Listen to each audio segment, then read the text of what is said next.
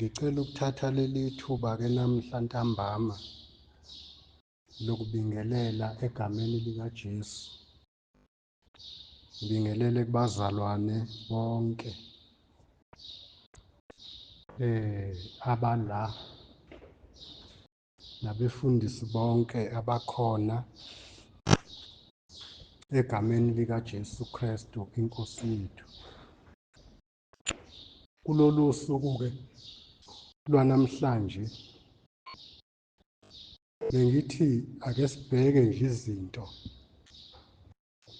eziqhamuka zigcine ziyiqiniso zibe zingelona. Kodwa namhlanje ake sizibuke zonke.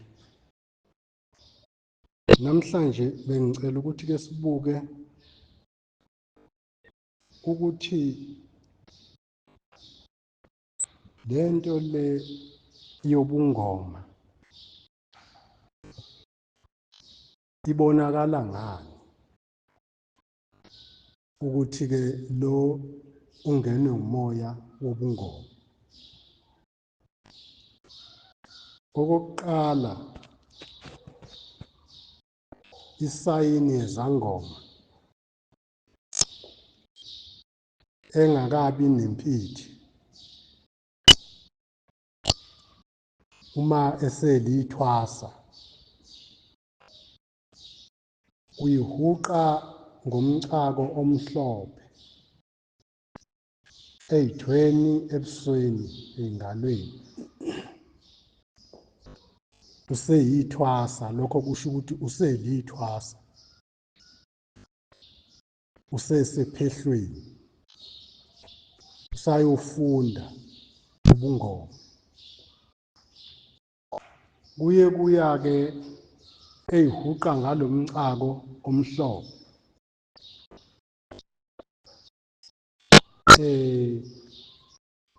Ngoba lo mcako omhlophe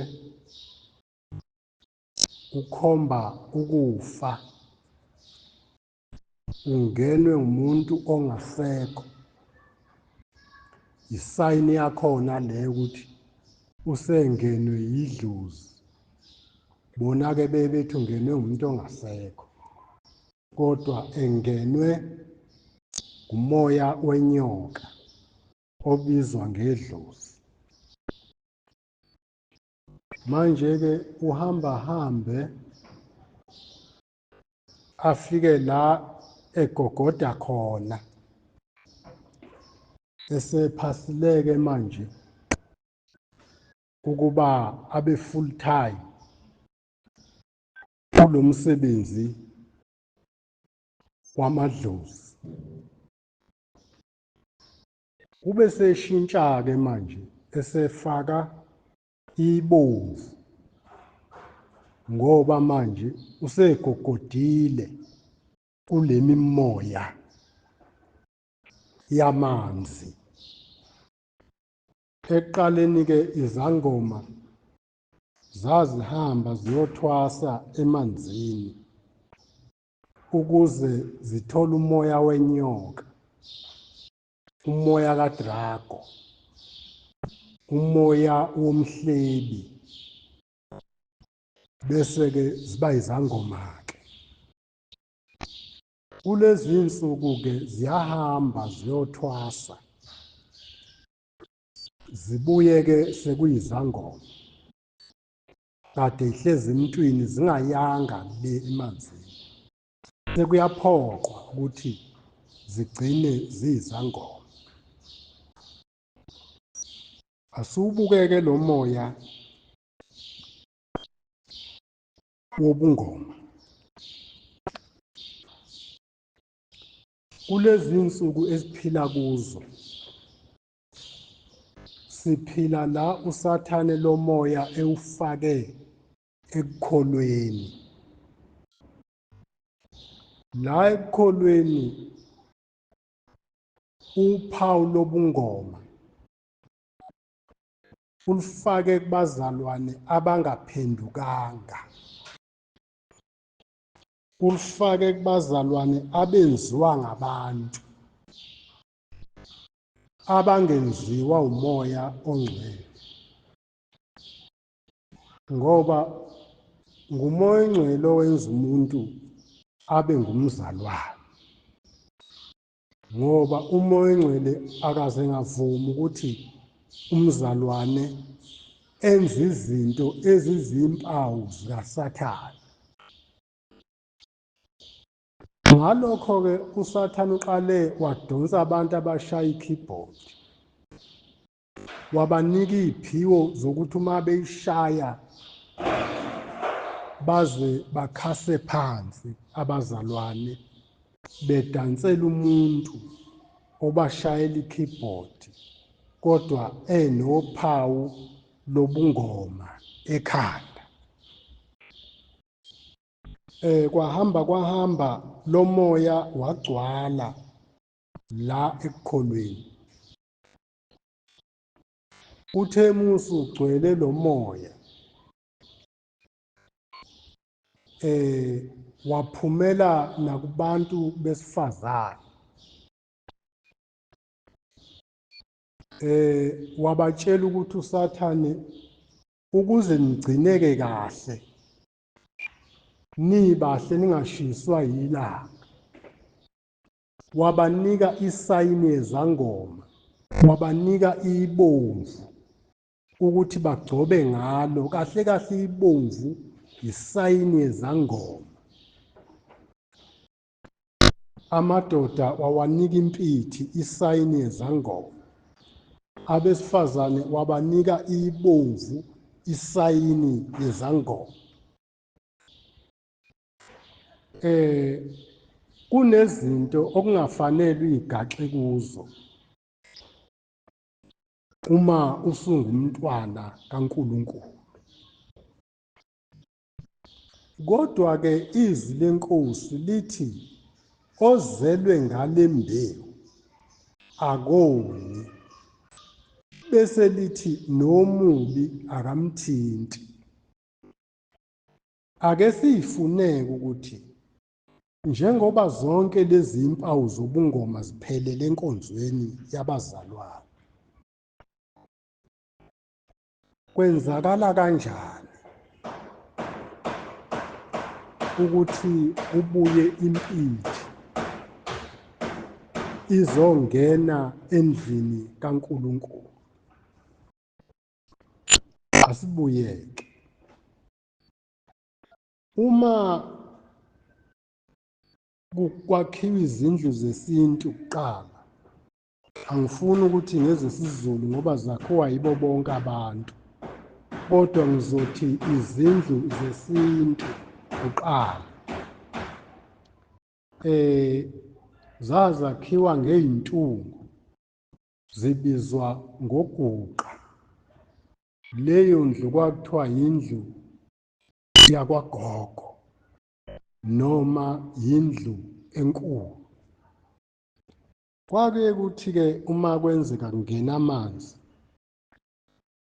bese kuyovulwa umsele ngaphandle ovimba amanzi ukuthi angangeni endlini, ayingena emsamo malina engene phansi. Bese-ke kuvulwa-ke umsele owawuvimba lezo zinto ukuthi amanzi angangeni ngaphakathi. So-ke uNkulunkulu wayelwakhile-ke uthango lokuvimba izinto zezwe ukuthi zingangeni ngaphakathi. Lolo thango umoya ongcwele igama lalo. Kwakukhona abantu ababe ngabaprofethi, angisho laba bakhona manje, abaprofethi ababethi ngesikhathi esithile kuyokwenzeka ukuthi, bakwazi ukubona ebandleni ukuthi ngesikhathi esithile kuyokwenzeka ukuthi. Uthi-ke ngelinye ilanga waprofetha kahle ngani uDanyeli. Namhlanje-ke bengithi ake sibukeke ukuthi umoya ongcwele emabandleni usasekhona yini, ngoba sekuze kwangena umoya wezangoma obizwa ngethomoyi. ngoba uqali impindi kwalandela ibomvu. Manje ke sekugidwa ke umgido wezangoma obizwa ngethomoyi. Isizathu ibandla likaNkulunkulu lilahle uthando lokuqala. Lithi ke iBhayibheli uthando lusibakala inqwaba yezolo. Kusho ukuthi uthando luyavika. Manje ke lulahleke kanjani? Abantwana abebebizwa ngabantwana bakaNkulunkulu kulezi insuku kuleminyaka abasezwani balwa bodwa, okuyisayini yokuthi umoya ongcwele akasekho empilweni zethu, ngoba ibandla limaqembu qembu. Into esengiyinothisile linamatemu alo eliwashoyo manje. Elinye lisho lokhuya, elinye lisho lokhuya. Yini eyenza lokho? Sekungawabantu. Kunobaba esibalandelayo abebedumile engingakwazi ukubakhumbula. Ngingakwazi ukukhumbula obaba uBhengu, ukukhumbula obaba uNgidi, ukukhumbula obaba uChiliza nobaba uDuma. Labo baba bebeyinto eyodwa, ngisho bemkhulekweni bebeyinto eyodwa, amandla kaNkulunkulu abesebenza. Ngoba abengekho umuntu obebashayela ikeyboard nempindi. Akekho umuntu obegcoba ibomvu bekwaziyo ukuthi liyisayini yezangoma. Kodwa kulezi insuku zokugcina lapho uNkulunkulu azalobizi elithi sekuyisikhathi sokuba ukwahlulela kuqale endlini kaNkulunkulu. Kuzofunani ukwahlulela endlini kaNkulunkulu na?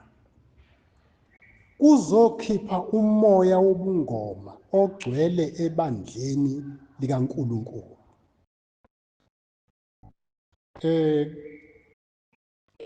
Lo moya wobungoma awehlukani nomoya wobufebe. Yikho-ke ukubona amabandla eyilento ayiyona, ngoba izenzo zabo zimcimile umoya ongcwele. Uthini kuJesu? Uthi angazi ukuthi ukukholwa ngiyokufica kusekhona yini emhlabeni. Yini kanti ukukholwa? Yikwenza izwi likaNkulunkulu. Yikukholwa izwi, yikwenza intando kaNkulunkulu. Kodwa intando kaNkulunkulu ayenziwa. Kunomkhuleko uJesu awufundisa abafundi bakhe owawuyisikhali esasinqoba yonke into.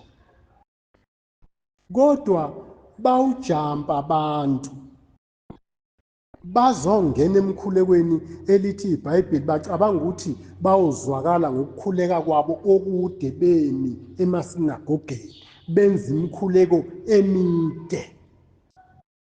Usethi-ke ningathemelezi njengabazenzisi abacabanga ukuthi bayozwakala ngoba bekhuleka imikhuleko emide.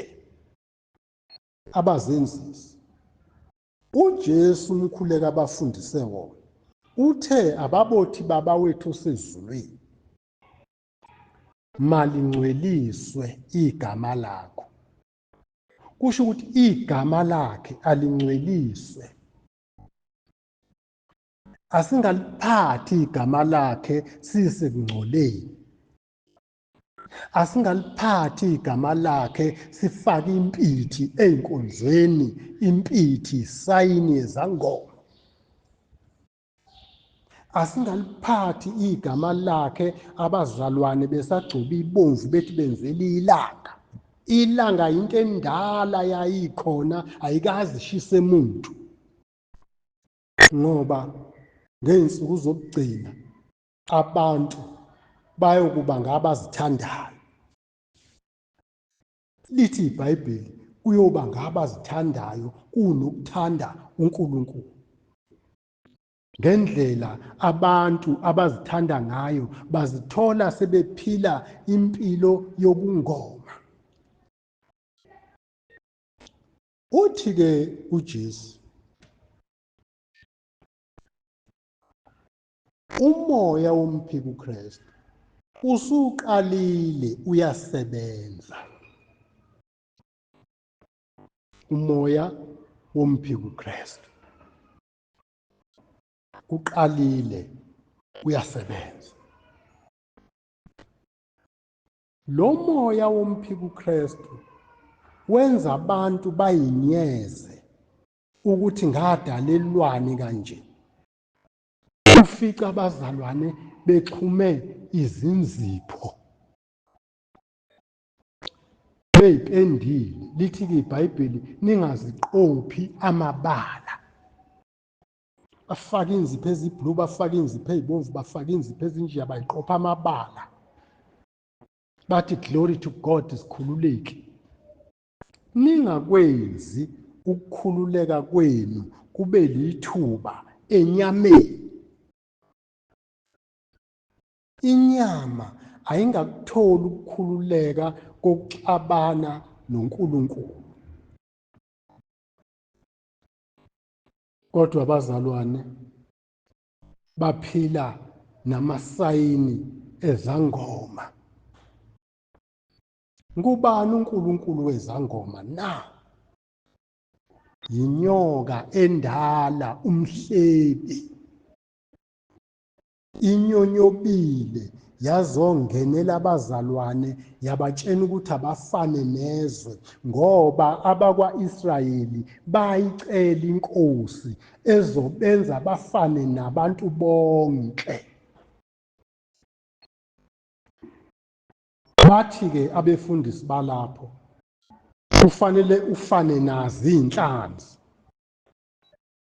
ukuze uyidobe. Iy'nhlanzi zingaphumelani zize kuwe nawe ufana nazo, ngoba wena ufune kube nomehluko ukuze ziyihalele into oyiyona. Kodwa umoya wenyoka iwufakile ebandleni. Umoya wenyoka iwufakile ebandleni. Ubuka ukuthi uma uthola ithuba ufunde incwadi kaHoseya isahluko sesibili, kodwa kakhulu ungathi ungafunda ngapha ngasesiNgisini. KuneBhayibheli la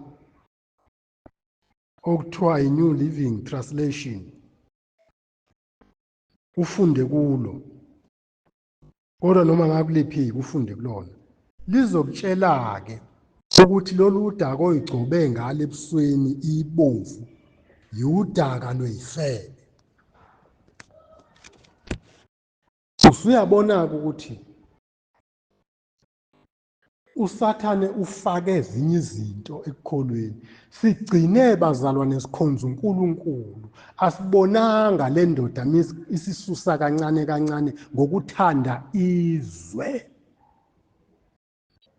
Lithi izwi lenkosi, ningalilingisi lelizwe. Selithi phumani phakathi kwabo, khona ngiyonamukela.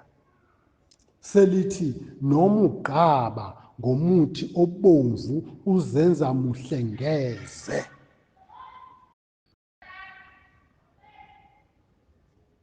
Khuluma nje ngesayini yezangoma egcwele ebandleni likaNkulunkulu.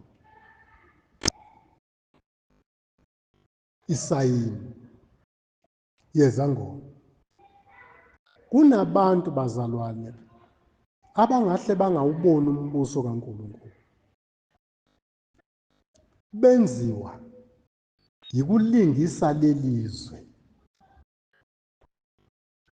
uHelodi uke wafuna ukubulala abantwana. Kwakhishwa umlayezo wokuthi akubulawe bonke abantwana beminyaka engaka.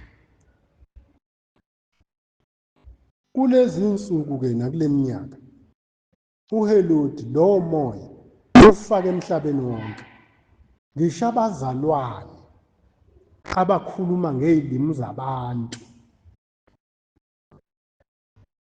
kodwa bayakwazi ukuya esibhedlela bayokwenza isivumelwano nodokotela sokubulalela umntwana esiswini athi uyohlela inzalo ngoba uNkulunkulu akakwazi ukuhlela. So ke uyamhlelela ume uSathane emxhaphaza uthi uyahlela. Kunezalukazi ezindala la ezingakaze ziyenze leyo nto kodwa zazikwazi. Ezinye zinabantwana ababili, ezinye zinabantwana abathathu, akaze bahlele ndawo. uNkulunkulu zazimethemba zimkholwa. Kodwa uSathane, umoya wokuthakatha, umoya wokubulala ufake la enkonzweni ukuze abantu baqhubeke bengababulali. Kunabazalwane impela la ingqwayingqwayi ezakhipha izisu zithi zihlela umndeni. Ezinye zaya ezibhedlela zakodokotela kwawunqanyulwa inzalo kwayoqedwa ngepurpose kaNkulunkulu. Lezo zinto kufuneka sizivume masifuna ukuya ekhaya. Ekhaya ngeke siye ngokuyohlangana njalo ngamaSunday siqamba amanga phambi kwaNkulunkulu sizokhuluma ubuqili namanga. Umntwana uNkulunkulu ambeke esibelethweni sakho wamenze njani? Ngoba uthi uhlela umndeni. Ngithi namhlanje bazalwane ake sikhulume nje izinto ezingasenza singamboni uNkulunkulu. Baba wavumelana nomama wakwakho ukuthi kuyoqedwa ngepurpose kaNkulunkulu ngomntwana owayembeke kuwe wamdlulisela kumama. Navumelana ukuthi akabulawa. Lo mntwana enambulala uyena owayezoba sesimeni sikaMoya Engcwele eBhayibhelini lesithathu. Wena wahlangana noHelodi walesi sikhathi, nahamba nawe ukhuluma nodokotela ukuthi wena ucela isisu sakho kube yithuna, isibeletho sakho sibe yingcwaba. Uhamba nje uyingcwaba. Kodwa namhlanje asikhuphukele entabeni siyotshela uNkulunkulu ngezenzo zethu ezimbi, ngoba ngale kwalokho ngeke simbone uNkulunkulu. Asikhuphukele entabeni, asikhuphukele entabeni siye kuNkulunkulu siyoyikhalela sithi uNkulunkulu siza ukuphila kwethu namhlanje. Bazalwane sifuna ukuya ezulwini, ufuna sikhuluma amaqiniso. Ufuna kumbambathwe usenkingeni kule group. Angithunyelwanga ukuzombambatha futhi akushongo ukuthi ngiyobe ngiyinawe egroupheni. Wadonswa nguNkulunkulu efuna uzozwa ukuze uvume izono zakho lezi owazenza ungakamazi uNkulunkulu. Kukhona abazenzeke sebemazi uNkulunkulu ngoba iBhayibheli lithi bathe bemazi abamdumisanga. Kodwa namhlanje bekuyilokho bekusenhlizweni yami ukuthi ake sikhumbuzane ukuthi lolu udako oyigcoba ngalo lobungoma uqale nini wena ukuba isangoma? Le mpithi eniyiyona emakhanda niqale nini ukuba izangoma? Kodwa namhlanje asikhuphukele entabeni, asikhuphukele eShilo nawe siyokhala kuNkulunkulu. Nkosi, sila phambi kwakho, selekelele, sisize. Ngicela sithandaze. Baba wethu ongcwele, egameni likaJesu Kristu umfeli wethu, siyakubonga, siyakudumisa ngeensuku zonke sisondela kuwe. Kunezinto esizenza singazi, kunezinto esizibona sezikhona, ezinye ngenxa yokungabi namandla okuphawula. Abaholi bethu bayawavula amasango ovumela izinto zasesihogweni zizogcwala endlini kaNkulunkulu ngenxa yendlala nangenxa yemali.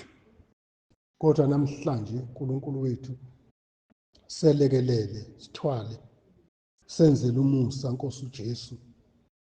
Ey'khathini zonke sicela ukusondela kuwe Moya Ongcwele, usenzele izinto ngendlela efiswa nguwe. Umoya womphiko uKristu ungenile ngaphakathi. uNkulunkulu wethu, sithwale, usenzele umusa ngegama likaJesu Kristu umfeli wethu. Amen.